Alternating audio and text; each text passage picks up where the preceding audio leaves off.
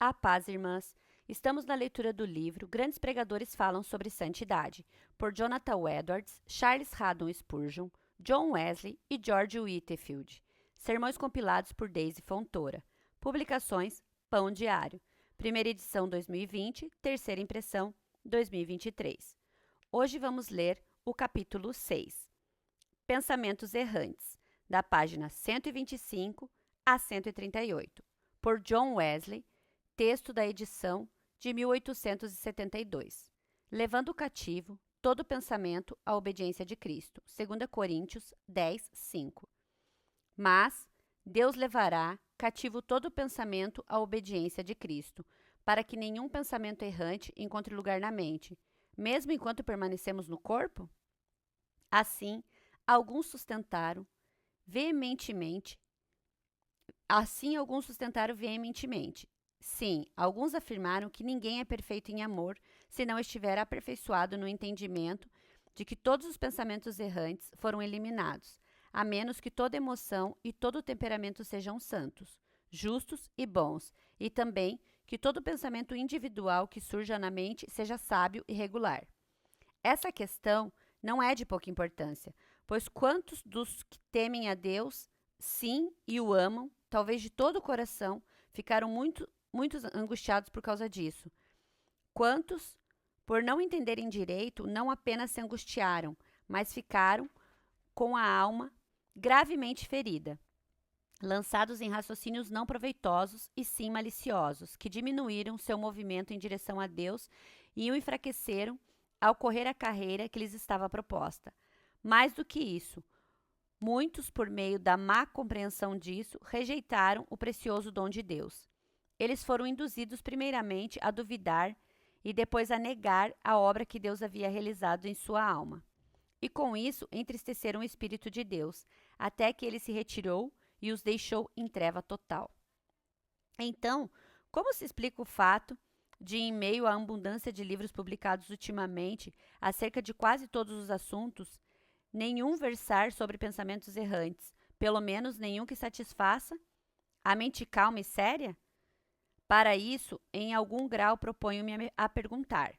Número 1. Quais são os vários tipos de pensamentos errantes? Número 2. Quais são as suas causas gerais? Número 3. Quais deles são pecaminosos e quais não são? Número 4. De quais deles podemos esperar e orar para sermos libertos? Número 1. Proponho-me a perguntar primeiramente: quais são os vários tipos de pensamentos errantes? Os tipos específicos são inumeráveis, mas, em geral, eles são de dois tipos: pensamentos que se desviam de Deus e pensamentos que se desviam do ponto específico que temos em mãos. Letra A. No tocante aos primeiros, todos os nossos pensamentos são naturalmente desse tipo, porque desviam-se continuamente de Deus. Nada pensamos a seu respeito. Deus não está em todos os nossos pensamentos. Todos e cada um de nós somos como o apóstolo observa. Abre aspas. Sem Deus no mundo. Fecha aspas. Pensamos que amamos, mas não amamos a Deus. Portanto, não pensamos nele. Ou, se de quando em quando somos compelidos a pensar nele durante algum tempo, não temos prazer nisso. Pelo contrário, como esses pensamentos são não apenas insípidos, mas desagradáveis e penosos, nós os expulsamos o mais rapidamente possível e retornamos ao que amamos pensar. Dessa maneira, o mundo e as coisas do mundo, o que comeremos, o que beberemos, o que vestiremos, o que veremos, o que ouviremos, o que ganharemos, como agradaremos aos nossos sentidos ou à nossa imaginação, ocupam todo o nosso tempo e monopolizam todo o nosso pensamento. Durante todo o tempo, portanto, em que amamos o mundo, isto é, enquanto estamos em nosso estado natural, todos os nossos pensamentos, da manhã à noite e da noite à manhã, não passam de pensamentos desviantes. Letra B. Porém, muitas vezes estamos não somente, abre aspas, sem Deus no mundo, fecha aspas, mas também lutando contra ele, uma vez que, por natureza, existe em todo o homem uma, entre aspas, mente carnal que é hostil a Deus. Não admira, portanto, que os homens tenham uma abundância de pensamentos incrédulos, seja dizendo no seu coração, entre aspas, não a Deus, ou questionando, se não negando, seu poder ou sabedoria, sua misericórdia, justiça ou santidade. Vou repetir, irmãs. Não admira, portanto, que os homens não tenham abundância de pensamentos incrédulos, seja dizendo em seu coração, entre aspas, não a Deus, ou questionando, se não negando seu poder ou sabedoria, sua misericórdia, justiça ou santidade. Não admira que frequentemente duvidem de sua providência, no mínimo de que ela se estenda a todos os eventos, ou que mesmo que a admitam, ainda se entretêm murmurando ou resmungando pensamentos, quase relacionada a esses, frequentemente ligadas a eles. Estão as imaginações soberbas e vãs. Repito, às vezes somos tomadas por pensamentos irados, maldosos ou vingativos. Outras vezes, por cenas imaginárias de prazer, sejam dos sentidos ou da imaginação, por meio dos quais a mente terrena e sensual se torna ainda mais terrena e sensual. Ora, por todos esses meios, esses pensamentos travam uma indiscutível guerra com Deus. Esses são os tipos mais fortes de pensamentos desviantes. Letra C. Amplamente diferente desses é o outro tipo de pensamentos errantes, no qual o coração não se desvia de Deus, mas o entendimento vagueia e partir do ponto específico que antes tinha em vista. Por exemplo, eu me sento para considerar as palavras do versículo que precede o texto. Abre aspas. As armas da nossa milícia não são carnais, e sim poderosas em Deus. Fecha aspas. 2 Coríntios 10, 4. Eu penso, abre aspas, isso só pode ser o que acontece com todos os que são chamados cristãos. Por outro lado, quão diferente. Procure em quase todas as partes daquele que é denominado mundo cristão,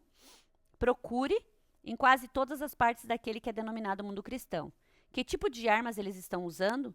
Em que tipo de guerra eles estão envolvidos? Enquanto homens como inimigos despedaçam uns aos outros em toda a fúria infernal da guerra? Veja como esses cristãos amam uns aos outros. Em que são eles preferíveis a turcos e pagãos? Que abominação pode ser encontrada entre maometanos ou ateus que não seja encontrada também em cristãos? Fecha aspas. E assim, antes que eu perceba, minha mente se transita de uma circunstância para outra.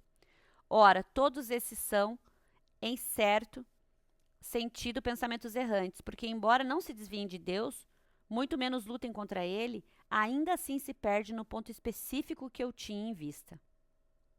Número 2. Tal é a natureza, tais são os tipos, para falar de maneira útil em vez de filosófica, de pensamentos errantes. Porém, quais são suas causas gerais? Consideraremos isso em segundo lugar. Letra A. É fácil observar que a causa do primeiro tipo de pensamento que se opõe ou se desvia de Deus é, em geral, um temperamento pecaminoso. Por exemplo, por que Deus não está em todos os pensamentos, em qualquer um dos pensamentos de um homem natural? Por uma razão simples, seja rico ou pobre, instruído ou iletrado, ele é ateu, embora não seja tão vulgarmente assim chamado. Ele ou não conhece a Deus ou não o ama. Por que seus pensamentos estão continuamente vagando pelo mundo? Porque ele é idólatra. Ele, de fato, não cultua uma imagem ou se curva ao tronco de uma árvore. Contudo, está afundado em idolatria igualmente condenável. Ama, isso significa adora o mundo. Ele busca a felicidade nas coisas que são vistas, nos prazeres que perecem ao ser usados.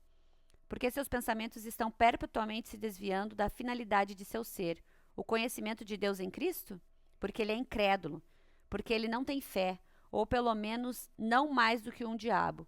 Então todos esses pensamentos errantes brotam fácil e naturalmente dessa raiz maligna de incredulidade. Letra B. O mesmo ocorre em outros casos: soberba, ira, vingança, vaidade, concupiscência, cobiça, todas elas ocasionando pensamentos adequados à sua própria natureza. E assim o faz toda disposição pecaminosa da qual a mente humana é capaz. Os pormenores são quase impossíveis de enumerar. E isso nem é necessário. Basta observar que tantos quantos sejam os temperamentos perversos que possam encontrar um lugar em qualquer alma, de tantas maneiras a alma se afastará de Deus pelos piores tipos de pensamentos errantes. Letra C. As causas desse último tipo de pensamentos errantes são extremamente diversas. Milhares deles são ocasionados pela união natural entre a alma e o corpo. quão imediata e profundamente o entendimento é afetado por um corpo doente. Basta o sangue fluir irregularmente no cérebro e todo pensamento habitual termina. Segue-se uma loucura furiosa e depois adeus a toda uniformidade de pensamento. Sim, basta os ânimos serem inquietados ou agitados em certo grau e uma loucura temporária, um delírio, impede todo o pensamento estabelecido. E a mesma irregularidade de pensamento não é, em alguma medida, ocasionada por todo distúrbio nervoso? Assim, entre aspas, corpo corruptível pressiona a alma e faz com que ela pense em muitas coisas. Vou repetir essa frase, irmãs. O corpo corruptível pressiona a alma e faz com que ela pense em muitas coisas. Letra D. Porém, isso só é causado em tempos de enfermidade ou distúrbio sobrenatural? Não. Pouco mais ou pouco menos em todos os momentos, mesmo em estado de saúde perfeita. Por mais saudável que um homem seja, ele será mais ou menos delirante a cada 24 horas. Afinal, ele não dorme? E enquanto dorme, não está sujeito a sonhar? E quem é então senhor de seus próprios pensamentos ou capaz de preservar a ordem e a consciência deles? Quem pode então mantê-los fixos em qualquer ponto ou impedir que vagueie entre um extremo e outro? Letra E. Porém, suponha que estejamos acordados. Estamos sempre tão acordados a ponto de poder governar firmemente nossos pensamentos? Não estamos inevitavelmente expostos a extremos opostos, devido à própria natureza dessa máquina que é o corpo? Às vezes somos muito lentos, demasiadamente enfadonhos e languidos para seguir qualquer cadeia de pensamentos. Às vezes, por outro lado, estamos muito ativos. Sem permissão, a imaginação começa a ir de um lado para o outro e nos leva para lá e para cá, quer desejamos ou não. E tudo isso ocorre pelo movimento meramente natural dos ânimos ou da vibração dos nervos. Letra F. Além disso, quantas variações de pensamento podem surgir das diversas associações de nossas ideias, feitas inteiramente sem nosso conhecimento e independentemente de nossa escolha? Como essas conexões são formadas, não sabemos dizer, mas elas são formadas de 1000 maneiras diferentes.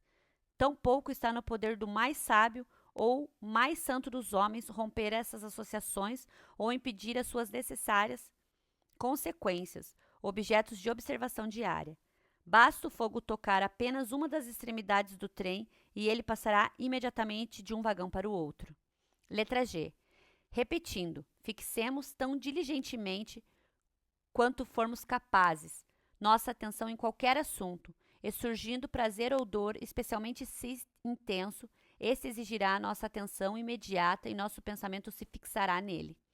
Ele interromperá a contemplação mais estável e desviará a mente do seu assunto favorito. Letra H. Essas causas de pensamentos errantes estão dentro de nós, estão entrelaçadas à nossa exata natureza. Porém, de semelhante modo, surgem natural e necessariamente dos diversos impulsos provenientes de objetos externos. O que quer que atinja o órgão do sentido, o olho ou a orelha, despertará na mente uma percepção, e, consequentemente, tudo o que vemos ou ouvimos interromperá nossa linha anterior de pensamento. Todo homem, portanto, que faz algo à nossa vista ou fala qualquer coisa que ouvimos, faz com que a nossa mente vagueie, em maior ou menor grau, saindo do ponto que estava pensando antes. Letra I. E não há dúvida de que os espíritos malignos que estão continuamente buscando a quem possam devorar, fazem uso de todas as causas anteriormente mencionadas para inquietar e distrair a nossa mente. Às vezes por um desses meios, outras vezes por outro, eles nos atormentarão e nos deixarão perplexos, e tanto quanto Deus permitir, interromperão nossos pensamentos, particularmente quando esses estiverem envolvidos nos melhores assuntos. Nem isso é totalmente estranho. Eles estenderão as próprias fontes do pensamento e saberão de quais órgãos do corpo dependem mais imediatamente a imaginação, o entendimento e todas as outras faculdades da mente. E, portanto, eles sabem como, afetando esses órgãos, afetar as ações que dependem deles. Acrescente a isso que eles são capazes de ajeitar 1000 pensamentos sem qualquer dos meios anteriores, sendo tão natural o espírito agir sobre o espírito quanto é a matéria agir sobre a matéria. Considerando tudo isso, não podemos nos admirar de o nosso pensamento se desviar com tanta frequência de qualquer ponto que tenhamos em vista. Número 3. A terceira coisa a ser investigada é quais tipos de pensamentos errantes são pecaminosos e quais não são. E, primeiramente, todos os pensamentos que se deviam de Deus, que não deixam espaço para Ele em nossa mente, são indubitavelmente pecaminosos, porque todos eles implicam ateísmo prático e por meio deles estamos sem Deus no mundo. E muito mais são todos aqueles contrários a Deus que implicam oposição ou inimizade para com Ele. Assim são todos os pensamentos murmurantes, descontentes que dizem de fato, abre aspas, não aceitaremos o teu governo sobre nós, fecha aspas. Todos os pensamentos incrédulos, seja no tocante a seu ser, seus atributos ou sua providência. Quero dizer, sua providência específica sobre todas as coisas, assim como todas as pessoas do universo, aquela sem a qual, abre aspas, nenhum pardal cai em terra, fecha aspas, pela qual, abre aspas, os cabelos todo da cabeça estão contados, fecha aspas, porque uma providência geral, assim chamada vulgarmente, distinta de uma específica, não passa de uma palavra decente e agradável que significa simplesmente nada. Letra A. Novamente, todos os pensamentos que brotam de índoles pecaminosas são indubitavelmente pecaminosos. Assim são, por exemplo, aqueles que brotam de uma índole vingativa por soberba, luxúria ou vaidade. Abre aspas. Não pode a árvore má produzir frutos bons. Fecha aspas. Portanto, se a árvore é má, assim também serão obrigatoriamente os frutos. Letra B. E assim precisam ser aqueles que produzem ou alimentam qualquer índole pecaminosa, índoles que dão origem à soberba ou à vaidade, à ira ou ao amor pelo mundo, ou confirmam e nutrem essas ou qualquer outra índole, paixão ou afeição profana. Afinal, não só tudo que flui do mal é mal, mas também aquilo que leve ao mal, o que quer que tende a alienar a alma de Deus e a torná-la ou mantê-la terrena, sensual e diabólica. Letra C. Assim, até mesmo os pensamentos ocasionados por fraqueza ou doença, pelo mecanismo natural do corpo ou pelas leis da união vital, por mais inocentes que possam ser em si mesmo, tornam-se pecaminosos quando produzem ou acalentam e alimentam em nós qualquer índole pecaminosa. Suponha a concupiscência da carne, a concupiscência dos olhos ou a soberba da vida. De semelhante modo, se os pensamentos errantes ocasionados por palavras ou atos de outros homens causam ou alimentam qualquer disposição errada, já começam pecaminosos, e o mesmo podemos observar quanto aos que são sugeridos ou injetados pelo diabo. Quando ministram a qualquer índole terrena ou diabólica, o que fazem sempre que lhes damos lugar, e com isso os tornamos nossos. Eles são igualmente pecaminosos com as índoles as quais ministram. Letra D. Porém, abstraindo-nos desses casos, os pensamentos errantes, no último sentido da palavra, isso é, pensamentos em que nossa compreensão se desvia do ponto que tem em vista, não são mais pecaminosos do que o movimento do sangue nas nossas veias ou as motivações presentes em nosso cérebro. Se eles surgem de uma constituição instável, ou de alguma fraqueza ou distúrbio acidental, são tão inocentes quanto ter uma constituição fraca ou um corpo enfermo, e certamente ninguém duvida, mas um nervosismo, uma febre de qualquer tipo e um delírio passageiro ou duradouro podem consistir com a perfeita inocência. E se surgirem em uma alma unida a um corpo saudável, seja em decorrência da união natural entre o corpo e a alma, ou de qualquer uma de 10.000 transformações que podem ocorrer nos órgãos do corpo que ministram ao pensamento. Em qualquer desses casos, eles são tão perfeitamente inocentes quanto as causas das quais se originam. E assim são eles quando decorrem das associações casuais e involuntárias de nossas ideias. Letra E.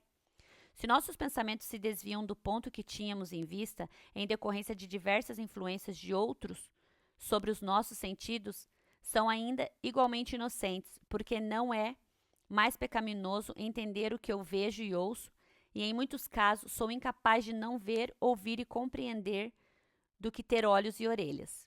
Abre aspas. Mas se o diabo injeta pensamentos errantes, esses pensamentos não são malignos?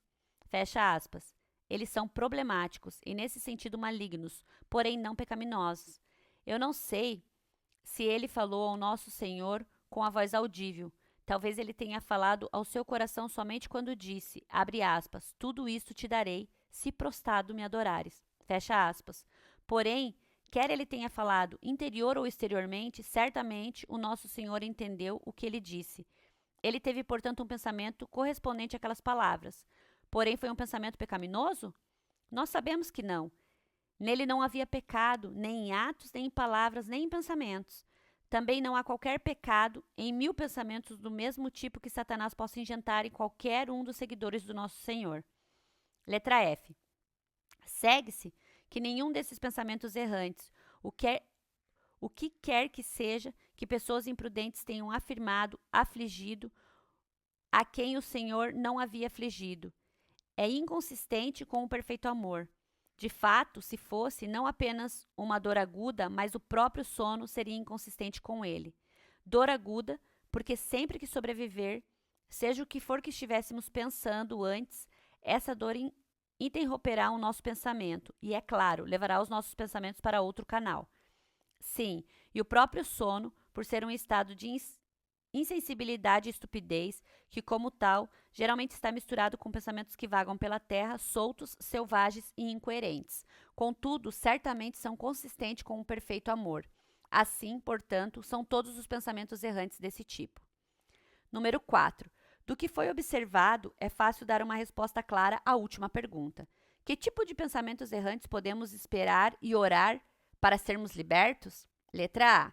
Do primeiro tipo de pensamentos errantes, aqueles em que o coração se desvia de Deus, de tudo que é contrário à sua vontade, ou que nos deixam em Deus no mundo, ou que nos deixam sem Deus no mundo.